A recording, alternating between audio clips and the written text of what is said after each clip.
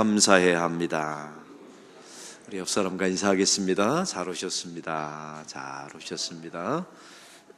우리 토요 새벽 예배에 나오신 여러분에게 하나님의 은혜가 가득하기를 소망합니다. 다른 교회들은 금요철야를 하고 새벽 예배를 드리지 않는, 그러니까 토요일날 새벽 예배를 안 드리시더라고요. 가까이 있는 대양교회 목사님도 금요철야를 하시고 토요 새벽 예배는 안 하신다고 하시는데, 우리는 그걸 거꾸로 뒤집어서 예수 믿는 사람은 새벽을 깨우는 사람이다 라는 마음으로, 또 예수 믿는 사람에게는 밤의 영성보다 새벽의 영성이 어울린다라는 신앙의 고백으로 이 자리에 함께 해주셔서 감사합니다. 또 피택받은 분들을 또 오늘 끝나고 나서 교육이 있는데 여러분 그분들을 위해서도 기도해 주시기 부탁드립니다. 우리 교회 좋은 일꾼들로 만들어져 가게 달라고 기도 부탁드립니다. 교회 건축 과정이 또 아주 스피드하게 진행되고 있습니다.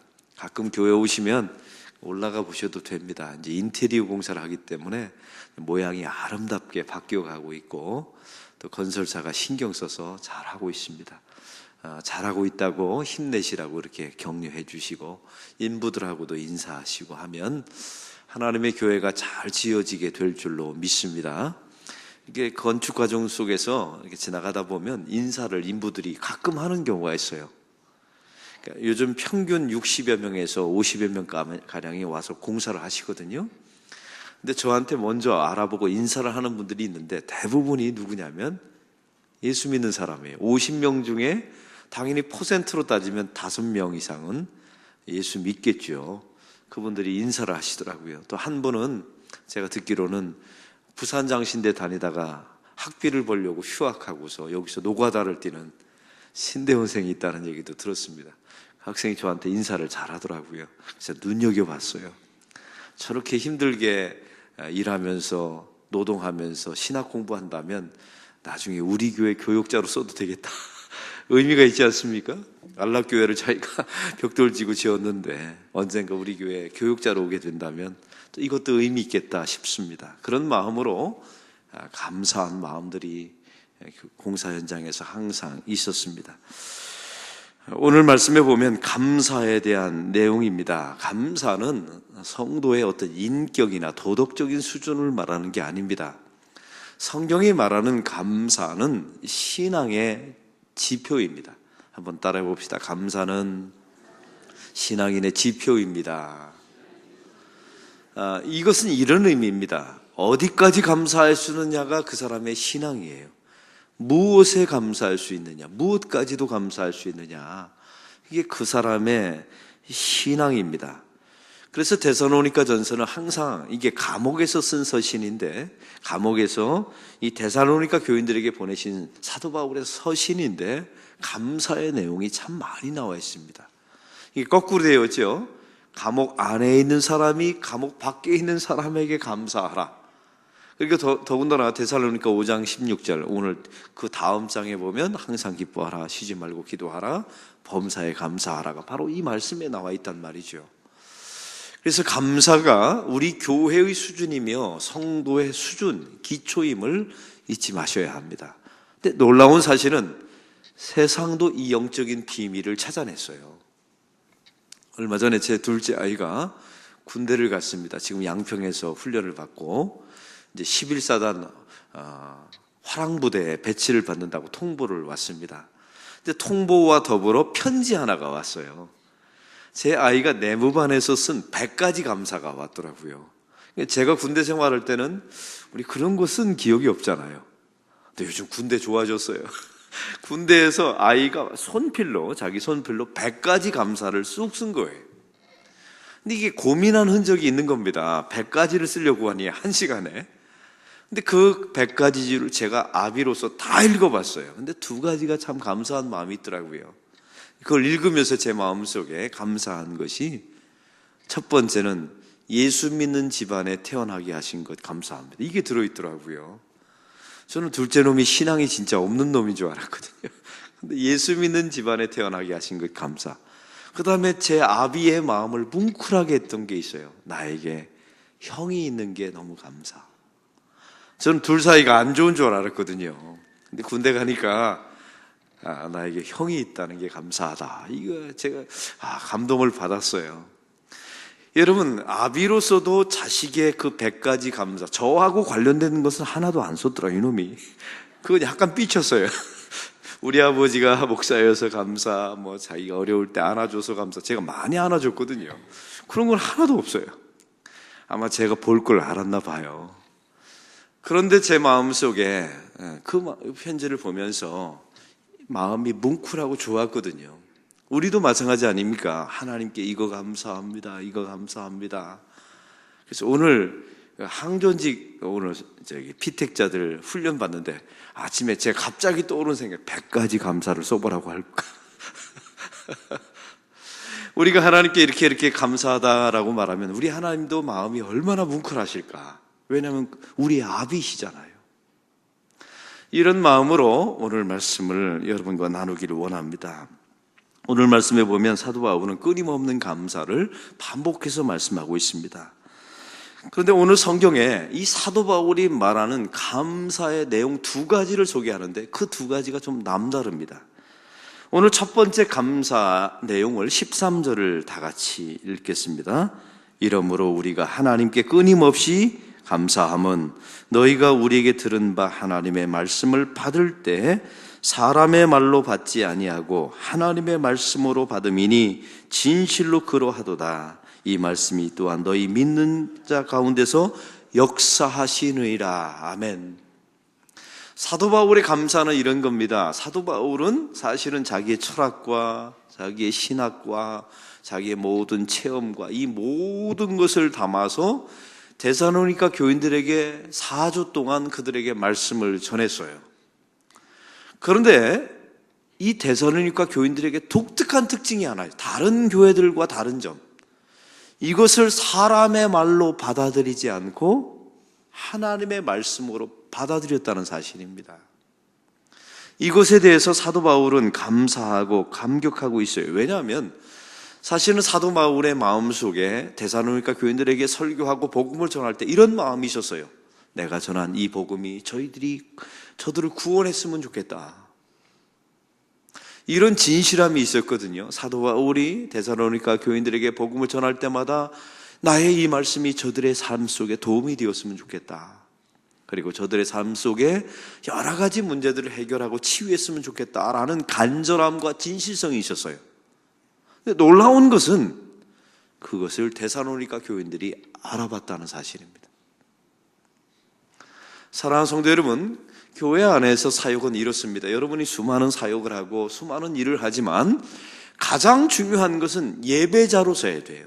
가장 중요한 것은 예배가 무너지면, 예배가 실패하면 그 사람은 다 무너지는 겁니다. 여러분, 교회가 부흥하고 역동적인 교회는 첫 번째 가장 근본적인 특징이 있어요. 예배가 살아있어요.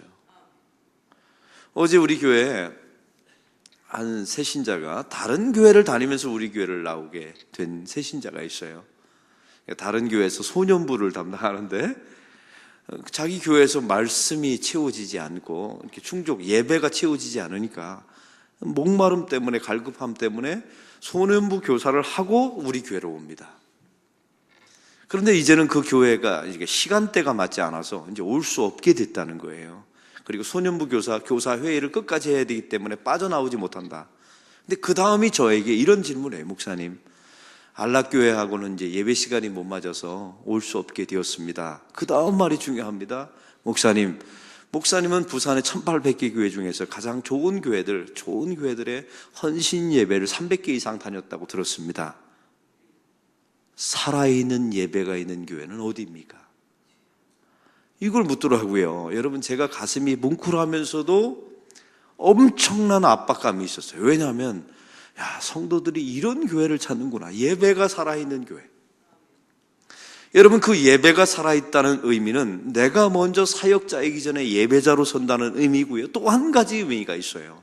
그 예배 시간에 선포되어지는 하나님의 말씀을 통하여 내 삶의 문제가 해결되는 경험을 경험한 거예요. 할렐루야.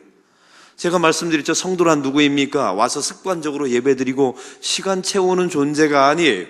성도란 내 삶에 치열한 여러 가지 문제와 고민과 아픔이 있을 때 예배를 통하여 그 예배 속에 선포되어지는 말씀을 사람의 말로 받아들이지 않고 하나님의 말씀으로 받아들이는 거예요. 그리고 그 말씀 속에서 내 문제의 답을 찾아내는 성도가 진짜 성경이 말하는 성도입니다.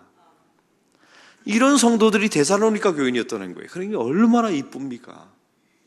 이 사도 바울이 바라볼 때 분명히 자기 자신, 사도 바울은 사도성을 의심받는 사람이었어요. 지금 감옥에 있다가 도망쳐 나와서 데살로니가로 이주해요. 에베소에서 이 데살로니가로 이주해 오게 되었죠. 그의 모양도 초라하고 볼품이 없었다라고 우리는 알고 있어요. 그럼에도 불구하고 이 사도 바울이 전한 말씀을 사람의 말로 받아들이지 않고 하나님의 말씀으로 받아들인 것에 대하여 사도 바울은 하나님께 감사하고 있습니다. 왜요? 이제 됐다. 저들은 살았다. 나의 말씀을 받아주어서 감사하는 것을 떠나서 아니에요. 여러분, 저들이 살았다. 그리고 나의 본심, 저들이 구원받기를 원하고 이 말씀을 통해서 답을 얻기를 원하고 이 나의 진심이 저들이 알아봐 줬다는 것. 여러분, 이것이 사도 바울의 첫 번째 감사였습니다. 여러분, 교회 안에 보면 어떤 평신도들은 교역자들과 관계를 맺을 때 자꾸만 인간적인 관계로 이렇게 관계를 맺으려고 하는 경우가 있어요. 인간적인 친밀함과 또 인간적인 개인적인 관심과 이런 걸로 관계를 맺으려고 하는 성도들이 있으면 그분은 반드시 실망합니다. 그리고 그 교회 생활 안에서 영적으로 성숙할 수가 없어요. 교회 안에서의 성숙한 교회, 좋은 교회라는 것은 예배가 살아있고 그 예배 안에 목회자의 선포되는, 그게 부목사님이든 목사님이든 그 목회자들이 선포하는 말씀을 통하여 관계를 맺어야 합니다. 할렐루야. 이번 선교 여행을 우리가 다녀왔습니다. 너무 좋았어요. 여러분, 이 세계 교회가 얼마나 부흥하고 역동적인지 우리가 은혜를 받고 왔거든요, 사실은. 근데 제가 꿈꾸는, 아침에 일어나면 우리는 다 큐티를 합니다. 여러분, 큐티라는 게 예배이지 않습니까? 말씀을 묵상하잖아요. 그리고 쉐어를 합니다. 제가 꿈꾸는 예배와 큐티가 있었어요. 뭐냐면 사실은 그 큐티를 하고 나서 이제 쉐어를 하면 참, 여러분, 10년 동안에 진짜 많이 변했더라고요. 우리 교인들이요, 말씀을 얼마나 쉐어를 잘하는지. 청산유수처럼 오늘 말씀에 이런 게 좋았습니다. 감동적이었습니다. 오늘 삶 속에 이걸 적용하기를 원합니다. 이런 날이 올 줄 알았다니까요. 10년 동안 훈련하니까 되더라고요. 8년 전, 9년 전엔 진짜 생뚱맞은 소리 했어요. 이분들이 쉐어하라고 그랬더니 자기 이야기는 하고 있고 많은 변화가 있었어요. 그런데 제 마음속에 이런 기준이 있었어요. 그 큐티를 했지 않습니까? 나누었어요. 통성으로 기도하고 아침 모임을 끝났어요. 하루 종일 사역을 쭉 하고 저녁 모임이 되면 또 쉐어를 합니다. 우리 선교팀은 딱 소그룹별로 쉐어를 하면 제가 꿈꾸는 게 있었어요. 뭐냐면 아침에 쉐어한 말씀대로 내가 오늘 하루 종일 사역과 살아보았더니 이건 되더라, 이것은 안 되었습니다 라는 쉐어가 나올 줄 알았어요. 10년 정도 되면. 이번 팀은 작년도 마찬가지고 한 번도 나오진 않았어요. 여러분, 제가 책망하기 위한 게 아닙니다. 내년이면 될 줄로 믿습니다. 여러분, 그게 예배이고 그게 말씀과의 관계인 거예요. 오늘 분주하게 무슨 일을 잘했다, 아이들의 눈동자를 볼 때 감동받았다, 오늘 보니까 교회가 부흥되는 것 같아서 감사했다, 이건 두 번째인 거예요.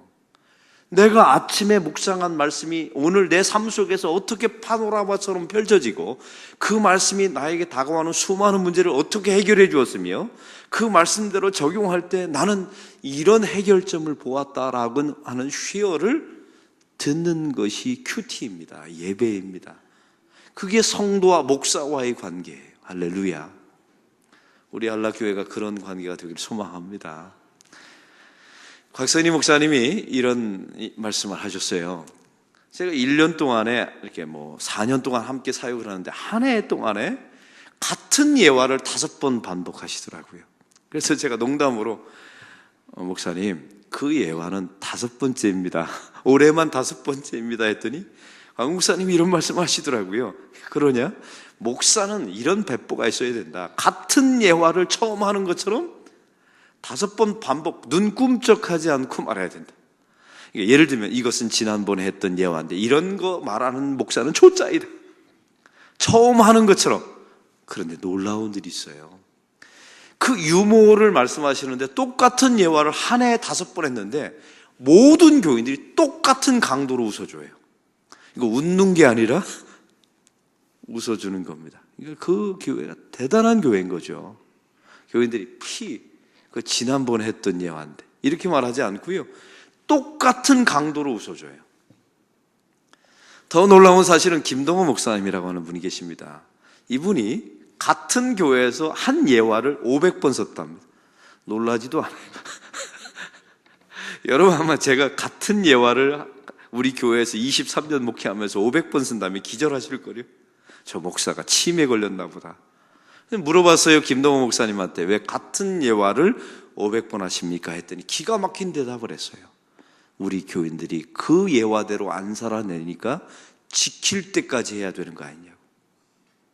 근데 더 놀라운 사실이 있어요. 그 예화를 듣는 동안교회 교인들이 목사님 그거 500번째입니다 라고 말하는 교인이 단 한 명도 없었다는 사실입니다. 이 대목에 놀라셔야 돼요. 여러분 이게 사람의 말로 받아들이지 않고 하나님의 말씀으로 받아들이는 관계가 우리 교회를 정말 성숙하게 정말 건강한 교회로 만들어낼 줄로 믿습니다. 이것에 대해서 사도 바울은 감사했어요. 왜요? 이게 교회의 기초이니까요. 교회의 기초는 말씀의 관계이니까요. 오늘 성경의 두 번째 감사를 말씀합니다. 14절을 다 같이 읽겠습니다. 형제들아 너희가 그리스도 예수 안에서 유대에 있는 하나님의 교회들을 본받는 자 되었으니 그들이 유대인들에게 고난을 받음과 같이 너희도 너희 동족에게서 동일한 고난을 받았느니라. 이 말씀의 내용은 이렇습니다. 사도 바울은 자기 동족들에게 고난을 받았어요. 이방인에게 고난받은 게 아닙니다. 왜요? 복음 때문에. 그가 전한 복음이 율법에 전혀 반대되는 사실 하나의 개념인데 율법에 상충되는 은혜를 전했거든요. 오직 예수 그리스도를 통한 구원, 율법을 통하여 그들의 행위를 통하여 구원받는다라고 말하는 율법주의와 사도 바울은 끊임없이 투쟁했습니다. 그래서 고난과 핍박을 당했죠. 근데 나중에 보니까 자기가 세운 데살로니가 교인들도 하나님을 믿는다고 말했던 유대주의자들에게 고난을 당하고 있단 말이죠. 이걸 놓고 하나님께 사도 바울이 감사하고 있습니다. 왜요? 같은 복음 때문에 고난당하고 있다는 것에 감사하고 있다는 거예요. 여러분 고난은 두 가지 고난이 있습니다. 자기 허물과 죄악 때문에 당하는 고난이 있고 복음 때문에 당하는 고난이 있어요. 여러분의 고난 가운데 고집이 세서 당하는 고난이 있고 진짜 교회를 사랑하다가 당하는 고난이 있어요. 그걸 구분하셔야 돼요. 근데 사도 바울의 마음속에 진짜 복음을 위해서 당하는 고난이 자기 자신만 당하는 줄 알았거든요. 근데 내가 세운 교회 교인들도 함께 당하고 있어요. 이게 얼마나 연민이 있겠습니까? 그리고 동역자 의식이, 이게 동역자 의식이 되는 거예요. 여러분 교회도 마찬가지입니다. 이 교회를 지으면서 많은 사람들이 그래요. 이 어려운 경기 속에서 어떻게 교회를 짓냐, 배포도 크다. 사실 내면에 들어보면 쉬운 일만은 아닙니다. 우리 장로님들 건축위원회 진짜 애쓰고 있어요. 모이면 회의하고 생각이 달라서 조율하고 정말 힘든, 여러분은 모르는 그 어려운 애타는 잠이 안 오고 머리 휘어지고 보니까 난리도 아니에요. 6.25 난리는 난리도 아니에요. 교회 짓는 과정이 쉽지가 않더라고요. 제가 보니까. 그래서 목회자 사이에서 내려오는 전설이 있다고 말했죠. 교회를 안 지어본 목사와는 목회를 논하지 말라라는 목회자들의 전설이 있어요. 건축위원회도 마찬가지예요. 건축을 해보지 않은 장로님들은 교회 사랑하는 법을 모릅니다. 사실은. 우리 원로 장로님들이 왜 교회를 그렇게 사랑하셨는가를 이제 알 것 같아요. 그 예전에 이 본당을 그렇게 지었거든요. 기도하면서 돈 없어가면서 자기 집 저당 잡히면서. 그러니 교회가 얼마나 사랑스러웠을까요? 여기서 중요한 정신이 있어요. 고난을 함께 당해본 교인들의 연대의식입니다. 새가족 한 분한테 그런 말씀을 전했어요.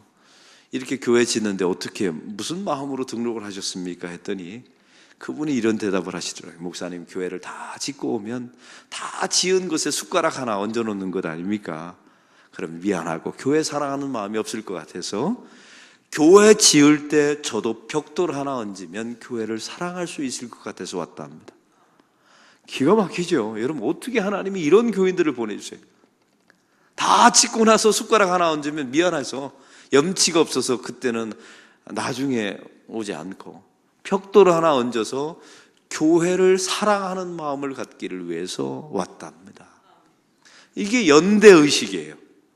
여러분, 교회를 지으면서 잃어버리는 것만이 아닙니다. 저는 진짜 수많은 감사들이 있어요. 하나님, 저같이 부족한 목사가 이렇게 10년째 교회를 지을 수 있게 되어서 감사합니다. 우리가 다 돈 준비해서 지은 것도 아니고 없는 가운데서도 지어지는 것 감사합니다. 그 다음에 중요한 감사가 있어요. 이 지어지는 과정 속에서 교회를 사랑하게 되었거든요. 제가 솔직하게 말합니다. 교회를 짓기 전에 교회를 그렇게 사랑하지는 않았던 것 같아요. 안락교회를. 근데 교회를 지으면서 사랑하는 마음을 주시대요, 하나님. 교회를 아끼는 마음. 몇 가지 이유가 있어요. 왜냐하면 그 지어지는 어려움을 봤거든요. 또 한 가지, 저의 물질이 들어갔잖아요. 저의 물질이 들어가 지어져 가는 과정. 우리 장로님들 함께한 스태프들이 고민하면서 이게 사실은 돈이 나오는 일도 아니고 이걸 통해서 뭐 자기 명예가 생기는 것도 아닌데 그렇게 헌신하면서 교회를 지어지는 과정을 보니까 참 애쓰신다. 그리고 목사가 도전을 받아요. 저분들은 돈을 안 받고도 저렇게 열심히 일하는데 우리는 유급자이면서도 교회를 사랑하지 않는 것은 이건 범죄다. 이런 마음들이 막 드는 거예요.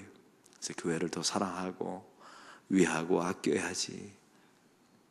그래서 제 방에서 저녁을 틀 때도 꼭 추울 때만 틀어놓고 최대한으로 줄여놓고 이런 게 점점 생기더라고요. 요즘 습관처럼 불 켜놓으면 다 끄고 누구는 켜놓고 저는 끄고 뭐 이렇게 하면서 교회를 어떻게 하면 전기세를 아낄까? 저의 집 같은 마음들이 드는 거예요. 이 마음이 건축 과정 속에서 저에게 주어진 하나님의 마음이었습니다. 왜요? 함께 교인들이 불편한데도 고난을 당하고 이 고난 속에서 사실은 이게 우리가 순교하지는 않지만 교회 지어지는 과정이 고난이거든요. 이런 과정 속에 하나님이 새신자들을 보내주시고 함께한 성도들이 그 어려운 가운데서도 헌금을 내시고 교회가 지어지는 과정을 보면서 동역자 의식이 생기는 것, 이것이 하나님께 큰 감사인 줄로 믿습니다. 사랑하는 성도 여러분, 여러분의 가정 속에 고난이 있을 때 잃어버린 것만 있는 게 아니에요. 제가 한번 감사해 볼까요? 여러분 가정 속에 어떤 재정적인 어려움과 누가 아프거나 하면요, 참 감사할 일들이 많아요. 자식들이 철이 일찍 듭니다. 갑자기 아버지가 돌아가시면 자식이 아버지의 역할을 해요. 여러분, 손해나는 게 아닙니다. 다 보면 하나님께서 감사할 수 있는 일들을 다 예비하셨다가 우리 가정 속에, 여러분의 사업 속에 부어주실 줄로 믿습니다. 사업이 힘드니까 교회 나와서 새벽 기도 하시더라고요. 우리 가정을 보면, 어느 가정을 보면 평소에 안 나왔거든요. 그거 보면서도 애잔하면서도 또 감사하고, 저 사람이, 저 가정이 새벽 기도 할 일이 없는데 새벽 기도 할 수 있을 정도의 신앙 수준이 아닌데 사업이 어려워지니까 나와서 엎드려서 기도해요. 그거 보면서도 하나님 참 감사합니다. 이런 마음으로 교회 사역, 여러분의 가정 사역을 감당한다면 하나님께서 좋은 열매 주실 줄로 믿습니다. 오늘 말씀을 놓고 함께 기도하겠습니다.